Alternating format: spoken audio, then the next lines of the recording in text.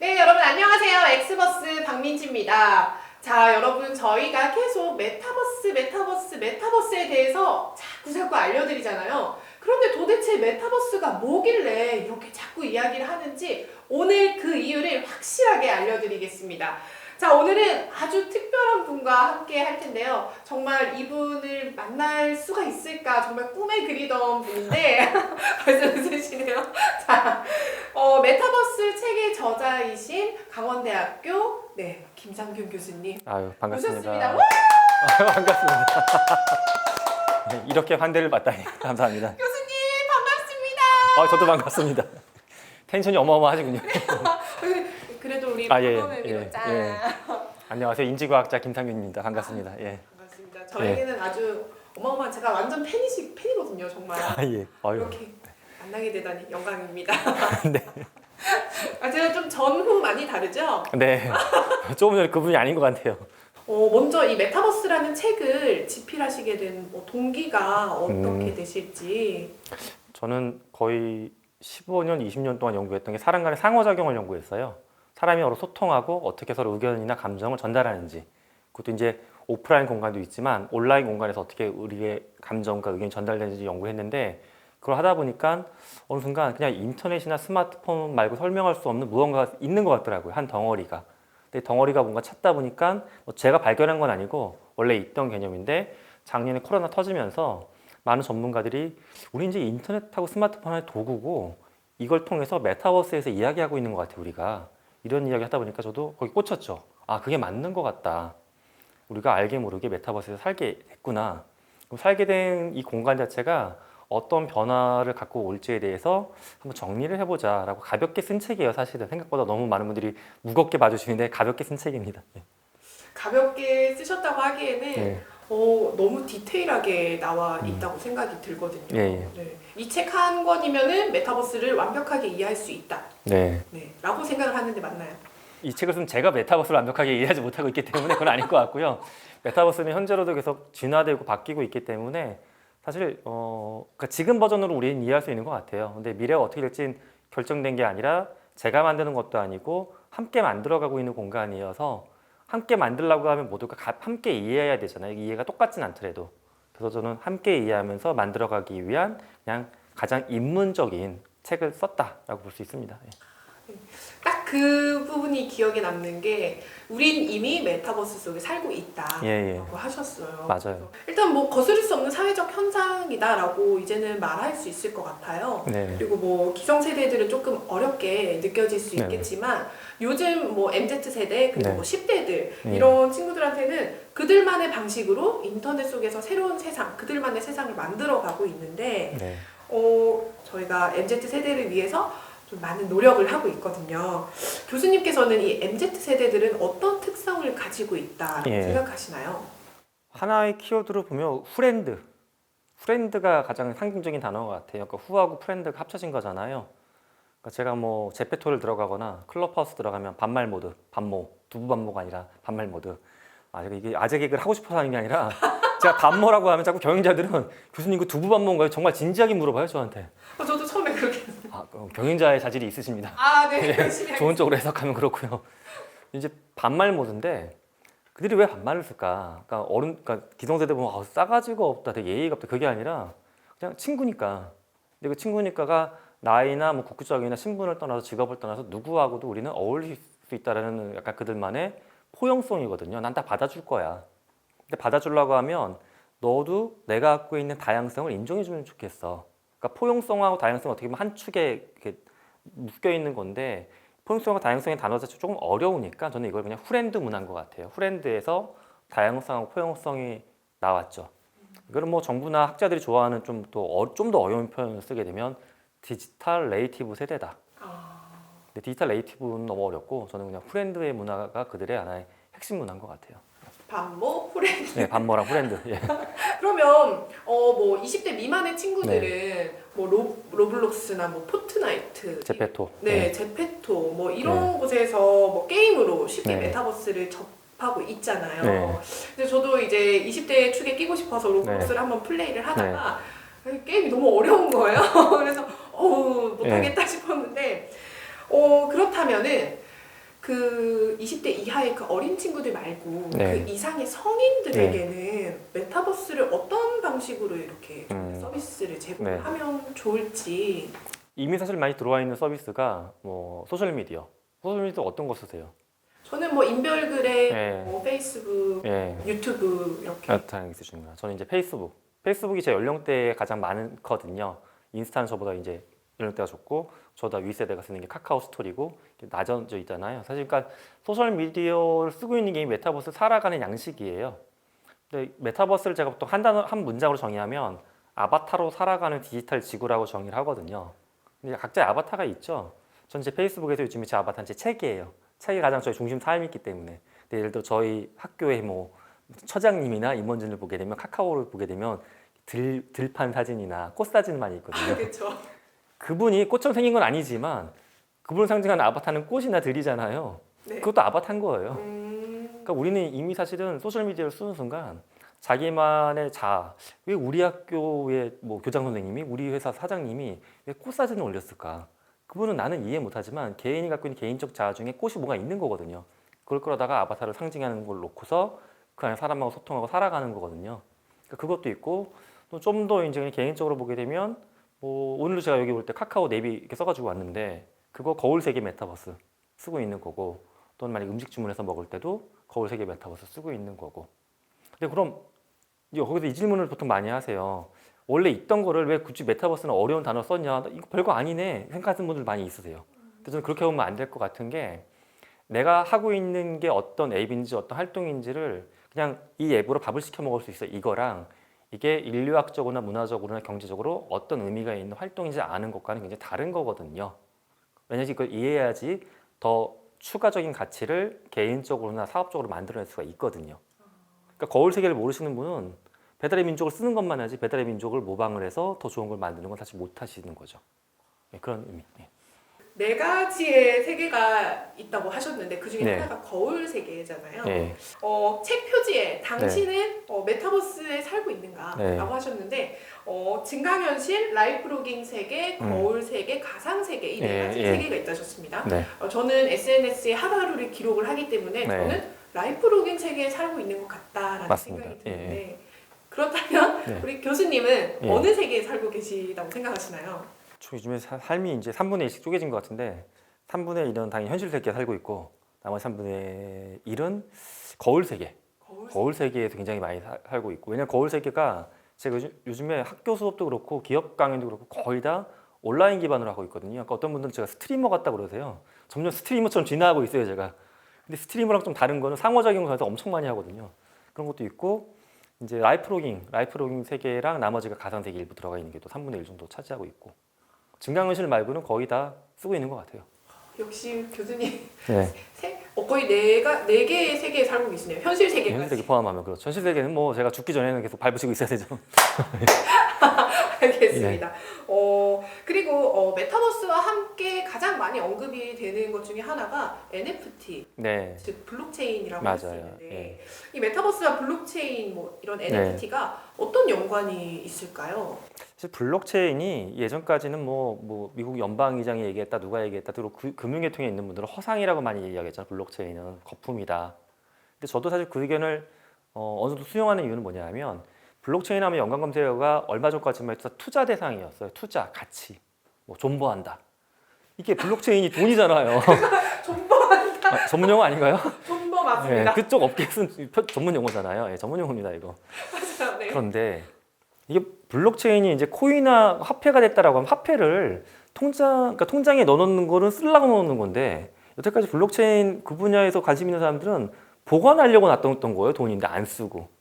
이건 화폐로서의 교환 가치가 없는 거거든요. 화폐는 당연히 옛날에 맨 처음에 인류가 그 조개 껍데기로 화폐를 시작했을 때부터 교환 가치가 있어야지 화폐인데 지금 사실 교환 가치가 있는 게 투자 가치가 있는 상품이었어요. 상품. 말이 안 된 거죠. 그러면 블록체인을 과연 어디서 쓸 수가 있을까? 싸이월드가 다음 달에 오픈한다고 하는데 드디어 도토리가 이제 블록체인 도토리가 된다고 하고 있거든요. 제가 그러게 네. 쉽게 말해 현질을 되게 많이 했고 네, 도토리 많이 사셨나요? 많이 샀어요. 그 세대시군요. 네. 왜냐면 도토리를 알고 있는 세대가 이렇게 어느 정도 갭이 있거든요. 단층 구조처럼. 도토리 아시죠? 도토리, 전 당연히 알죠. 얼른 접속해서 지울 게 지금 쌓여 있어. 빨리 들어가서 지워야 돼요. 다시 개방하면. 여러분들이 제일 먼저 하셔야 될 작업이 싸이월드 다시 오픈하면 들어가서 지우셔야 돼요. 지울 게 많이 있을 거예요 지금 그 안에. 자 그러면은 예. 이 블록체인 하면 뭐 또 암호화폐 그렇죠. 그럴 수 없죠. 예, 그런 도토리가 이제 뭐 비트코인 수준까지는 아니더라도 블록체인 기술을 써가지고 그런 암호화폐 쪽 기술이 일부 들어오는 건 맞고요. 또한 이제 NFT 얘기를 안 할 수가 없는데 우리가 디지털 재화에 대해서 굉장히 이제 무시하거나 가치를 못 보는 이유가 일단 중고라는 개념이 없잖아요. 내가 예를 들어 게임을 샀어요. 또는 게임 속에서 아이템을 샀어. 근데 사고 나면 되파는 게 안 돼요.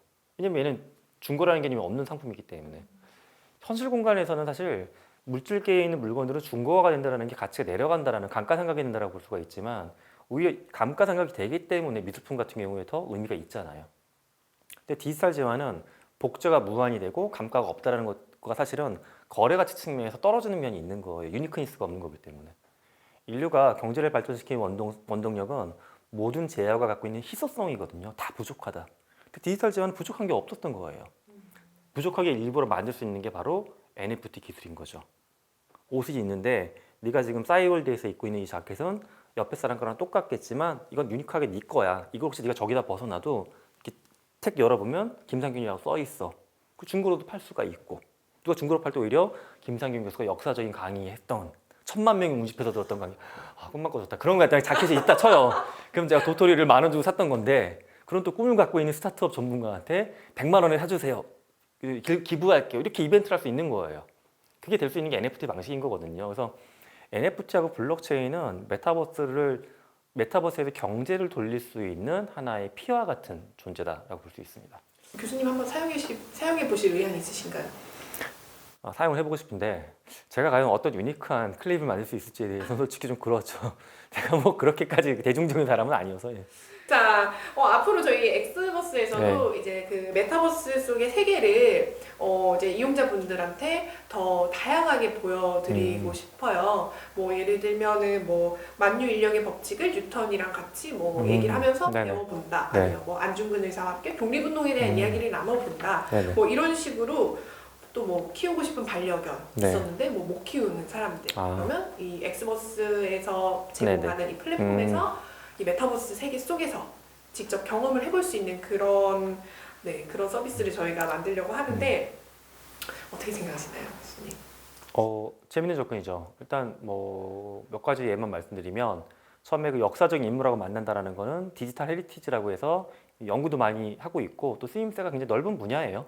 그러니까 이거죠. 만약에 백범 김구 선생님의 생애를 보고 싶으면 우리가 백범일지 보잖아요. 근데 정말 그걸 내가 VR 뒤집어 쓰고 옆에서 만나. 얼마나 감동적인 경험이에요. 그런 거. 또는 이제 그걸 좀 더 상업적으로 쓰려고 하면 제가 이제 좋아하는 아티스트 중에 아이유 씨가 있는데 저도 좋아요. 좋아하시는구나. 근데 만약에 제가 또 언어를 많이 배우고 싶다가 만약에 중국어를 배우고 싶다 가정을 해봐요. 근데 아이유 씨가 중국어를 만약에 못할 수도 있어요. 그런데 인공지능으로 학습돼 있고 캐릭터화되어 있는 모션 캡처가 되어 있는 아이유 씨가 나와서 저한테 아이유 씨의 음성과 그런 행동을 보이면서 저한테 중국어를 가르쳐 준다. 하루에 한 번씩은 꾸준히 너도 할 수 있어. 이거보다 훨씬 더 열심히 할 것 같아요. 그렇게 해서 쓸 수가 있기 때문에 정말 발전 가능성은 무궁무진합니다. 예. 그러면 교수님이 생각하시는 그 5년 후 네. 우리의 뭐 라이프 스타일이라든지 예. 이런 거에 대해서는 어떤 변화가 올 예. 것이다라고 생각을 하시나요? 사실 많은 산업에서 변화가 올 건데 일단 커머스 부분이 지금도 뭐 라이브 커머스 얘기 많이 하잖아요. 그걸로 넘어가고 있는데 엄청나게 변할 거예요. 일단 아까 M세대나 G세대 얘기했는데 알파 세대는 더 그렇고 그들은 사람하고 소통하는 방식 자체가 우리랑 원론적으로 다르거든요. 그러니까 뭐냐면 이런 거예요. 그들이 왜 배달의 민족을 좋아하냐면 사람하고 통화하는 거 싫은 거예요. 근데 그럼 정신이 약하는 분들은 그들을 병자 취급하세요. 메토리도 아니고 쟤 뭐야. 근데 막상 만나보면 멀쩡한 사람이 똑같아요. 근데 왜 사람하고 통화하는 걸 싫어하냐면 처음부터 소통이나 언어를 사람하고 배웠던 시간보다는 디바이스를 통해서 배웠던 거예요. 이걸 좀 더 어렵게 보면 나의 아바타, 상대방의 아바타 이걸 통해서 단어를 배웠고 대화를 했고 감정을 교류했고 극단적인 게 알파 세대가 그렇거든요. 알파 세대는 정말 대부분의 가정을 보면 그건 뭐 약간 걱정되는 부분이 있지만 어렸을 때부터 태블릿 주고서 나 지금 바쁘니까 이거 갖고 잠깐 놀아 이렇게 하잖아요. 애 아직 아빠 엄마밖에 못하는 애한테. 그러니까 아이는 어쩔 수 없이 유튜브 보면서 말을 배운 거예요. 사람하고 상호작용을 배운 거고. 그러니까 그들은 소통 방식이 다른 세대예요. 근데 이게 아까 이제 5년 후 말씀하셔서 제가 얘기한 건데 대부분의 많은 리서치 기관이 발표하는 게 M이나 G세대나 알파가 주도적인 소비력을 갖고 있을 수 있는 시기가 앞으로 5년 후거든요. 그러면 대부분의 이제 뭐 리테일, 커머디티 기업들은 다 그들한테 포커스를 맞춰야 되는데 그들은 지금의 문법처럼 만약에 뭐 홈쇼핑을 한다고 했을 때 지금 홈쇼핑하면 대부분 상담원 잘 연결해 주는 거 되게 좋아하잖아요. 이거 별로 선호하지 않는 거예요, 그들은.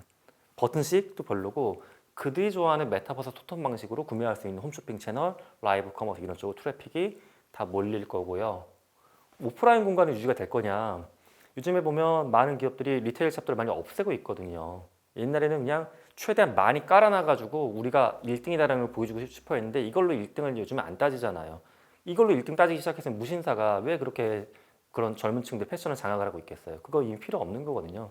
대부분의 기업들은 이미 메이저한 플래그십 스토어는 고객 경험을 전달하는 측면에서 갖고 있겠지만 고객 경험의 대부분도 이제 사람들이 매장을 잘 안 가고 매장 가도 거기서 구매 안 하고 온라인에서 구매하기도 하고 하니까는 모든 커머스도 온라인으로 대부분 이동을 할 겁니다. 5년 후의 변화가 많은 게 있겠지만 제가 봤을 때 기업들이 가장 포커스를 둬야 될 건 커머스에서 고객하고 소통하는 방식이 아주 급변하는 게 향후 5년 동안 발생을 할 겁니다.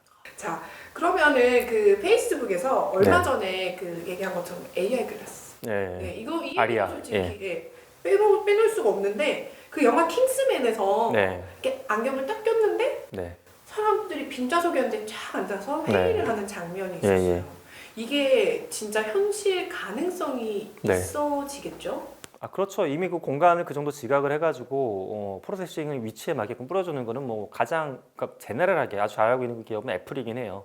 물론 이제 저는 뭐 VR이나 AR 전문 개발자는 아니지만 그런 스튜디오 이제 있는 전문가들하고 일하다 보면 애플이 굉장히 잘 만들어져 놨더라고요. 그런데 좀 더 진화가 되면 이제 휴대폰 화면을 액정을 통해서 보는 게 아니라 블랙미러를 통해서 보는 게 아니라 이 블랙미러라는 게 사실은 이질감이 많이 느껴지거든요. 그래서 저는 블랙미러랑 VR보다 가장 좋은 거는 AR 글래스라고 봐요. 여러 가지 측면에서 보면 페이스북이 빠르면 올해 안에 늦어도 내년에는 레이벤이나 다른 기업들과 협력한 제품을 발표하겠다라고 선언을 했고 이미 작년에 오큘러스 퀘스트 2를 밀어내고 있는 걸 보게 되면 저는 그 속도나 어떤 품질을 봤을 때 신뢰할 만한 수준에 도달했다라고 봐요. 그러면 당연히 그런 공간감으로 다가올 거고요. MS의 케이스만 봐도 우리가 기술적으로 그 수준이 와 있다는 걸 믿을 수가 있는 게 MS는 한 달 전인가 언론에 발표가 됐죠. 미국 국방부하고 향후 10년 동안 홀로렌즈를 한 몇백 조 정도 판매하겠다. 네. 이런 거예요. 군인들은 우리가 SF 영화에서 보듯이 아침에 일어나면 뭐 견장 챙기고 장비 챙기는 것처럼 제일 먼저 홀로렌즈 껴야 돼요. 그거 끼고도 훈련도 받고 훈련만 받는 게 아니라 전장에 들어갔을 때도 작전 정보, 지도 그런 거 다 이걸로 받고 이렇게 쓰겠다는 거 두 가지 목적. 교육용, 실전용. 예. 근데 이제 MS 버전은 비싼 버전이고 일반 버전은 페이스북이 풀려고 하는 거기 때문에 기술적으로는 이미 충분히 도달이 있습니다. 그렇죠. 많은 분들은 사실 구글 글래스 얘기하면서 조금 회의적으로도 봐보세요. 구글 이거 하려고 했는데 안 됐잖아요 했는데 그거는 되게 미세한 것 같지만 저는 구글 처음부터 좀 회의적이었어요. 왜냐하면 구글 글래스 인터넷에 찾아보시면 나온 사진 보면 딱 썼을 때 굉장히 사이버틱해요. 마치 그 2000년도 초반에 그 가수 이정현 씨가 와 뭐 그런 거 부르고 바꿔 이거 할 때 네. 이게 약간 재미는 있는데 일반적으로 내가 그렇게 착용하고 돌아다닌다고 생각을 해보세요. 내가 무슨 요원도 아니고 못하죠, 절대. 이상하잖아요. 부채 이만한 거. 구글도 약간 그런 컨셉에 이렇게 딱 하고 다니면 뭐 터미네이터 같은 느낌이잖아요. 예. 그러니까 그거는 실험실에서 제가 뭐 할 땐 좋은데 그러니까 인간이란 존재가 되게 좀 독특한 것 같은 게 새로운 디바이스를 받아들일 때도 우리는 원형이란 걸 되게 좋아해요. 원형은 뭐냐 하면 우리가 태블릿이나 휴대폰을 아무렇지도 쓰는 거 뭐냐 하면 수첩을 생각하는 거예요. 수첩이나 작은 노트 같은 거 보고서 비슷하기 때문에 태블릿 쓰는 거예요. 근데 태블릿이 만약에 삼각형이었다 그럼 또 굉장히 뭐가 달라졌을 거예요. 스토리가. 그러니까 손으로 그립하기엔 삼각형인데 편했을지도 모르지만 무언가 우리가 이질적으로 느꼈을 것 같은데 저는 이거 AR도 마찬가지인 게 이렇게 돼 있는 게 안경보다 훨씬 더 이질적이거든요. 근데 페이스북이 좀 굉장히 잘했다는 지점이 그 부분이에요. 안경 업체. 레이벤하고 손을 잡은 거잖아요. 레이벤 브랜드를 만들고 있는 이탈리아 업체랑. 그렇기 때문에 저는 그 아리아 프로젝트가 오큘러스 퀘스트 2보다 훨씬 더 대중의 뜨거운 호응을 받을 것 같습니다. 알겠습니다.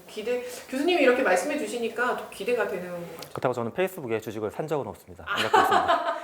제가 맨날 뭐 얘기하면 그래서 주식 갖고 있냐고 많은 분들이 물어보세요. 주식 샀어 물어보는데 안 갖고 가지고 있습니다. 계십니까? 안 갖고 있습니다. 네, 뭐 그래서 저희가 이제 엑스버스에서 이제 선보일 그 플랫폼이 로몽이라는 그런 플랫폼인데 네. 그 롤플레이와 그 네. 꿈몽을 합친 어. 로몽이라는 서비스를 이제 선보이려고 합니다. 그래서 이 로몽 안에서 메타버스 세계에서 많은 분들이 이제 새로운 경험을 또 할 수 있는 네. 저희가 그런 서비스를 지금 계획을 하고 있는데요.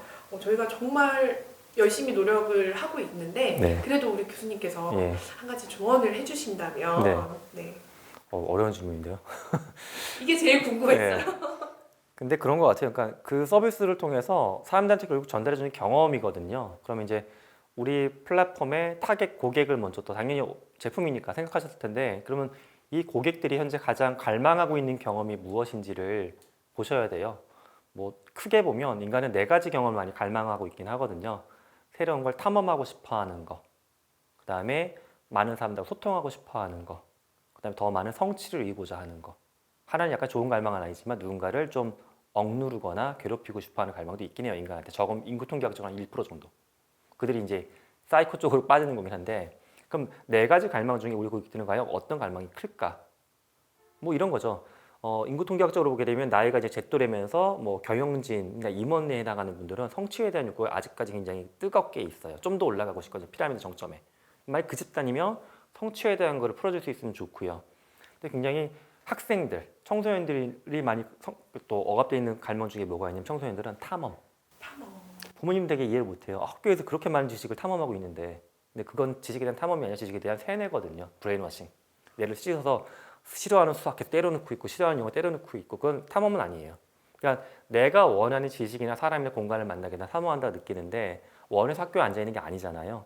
탐험은 아니에요. 그러면 청소년들이라고 하면 일반적으로는 탐험을 갈망할 수 있으니까 그들한테 탐험을 던져주는 것도 좋은 해결책이 될 수가 있죠. 깊게 들어가면 이제 그런 모든 것들이 다 재미나 즐거움이라고 연결해보면 인간이 느끼는 재미는 심리학적으로는 또 한 22가지 이상, 감정도 30가지 이상으로 세분화가 되거든요. 디테일하게 맞춰 나가는 거예요. 똑같은 만약에 가상 공간에서 어떤 그러니까 반려견을 만날 때도 집단에 따라 이 반려견에 대한 이미지가 다 다르거든요. 기대하는 것들이. 그러면 그걸 잘 맞춰줄 수 있으면 고객들이 더 머무는 공간이 되겠죠. 그러면 고객들이 어떤 걸 원하는지를 먼저 저희가 타겟층부터 이렇게 하나하나 다 그렇죠. 알아가면은 좋은 서비스를 만들 수 있겠다라는 말씀을 해주신. 맞습니다. 네. 알겠습니다. 끝으로 네. 사실 이 메타버스라는 거를 사실은 모르면 안 되는 시대가 정말 오고 네. 있잖아요. 네. 그렇다면은 메타버스가 아직 어려워요라고 생각하는 네. 우리 사람들에게 네. 이렇게 딱 메타버스는 이거다라고 네. 한 말씀 해주시죠. 메타버스를 VR로만 안 보면 될 것 같아요. 메타버스를 VR이라고 생각하면 장비도 사야 되고 복잡하고 멀미나는데 VR이 아니라 우리가 늘상 스마트폰 가지고서 다른 사람, 먼 거리에 있는 기업하고 뭔가 주문하거나 이야기하는 우리 활동이 이미 메타버스이고 그거를 어떻게 더 잘하면 좋을지 고민하다 보면 메타버스 전문가가 돼 있으실 것 같습니다. 열심히 공부하겠습니다. 네. 알겠습니다. 자, 오늘은 메타버스에 대해서 궁금했던 점들을 직접 김상균 교수님께 여쭤보고 들어보는 시간 가졌는데요. 교수님, 저는 오늘 제가 정말 좋아하는 아티스트가 방탄소년단이에요. 네. 그 다음으로 이제 책을 보고 또 팬이 된 분은 또 제가 또 교수님이 BTS랑 연결하시는 이런 그 정도입니다. 아미가 무서운데. 저 아미 그리고 예. 교수님이 저도 아미긴 합니다. 네. 네, 역시. 자, 그래서 오늘 교수님 만나게 뵙게 돼서 너무 영광이었는데요. 교수님 오늘 저랑 같이 이렇게 네. 얘기하는 거 어떠셨나요? 즐거웠습니다. 네. 사람 간의 대화가 또 아바타로만 또 이루어질 수 없는 거기 때문에 아바타하고의 대화, 실제 대화 좋은데 오늘 대화 정말 실제 대화 좋았습니다. 감사합니다. 네. 저도 오늘 교수님 덕분에 이렇게 또 메타버스에 대해서 한 발 더 다가간 것 같습니다. 오늘 함께 해주셔서 너무 감사합니다, 교수님. 감사합니다. 감사합니다. 하나, 둘, 셋. 메타버스 is coming.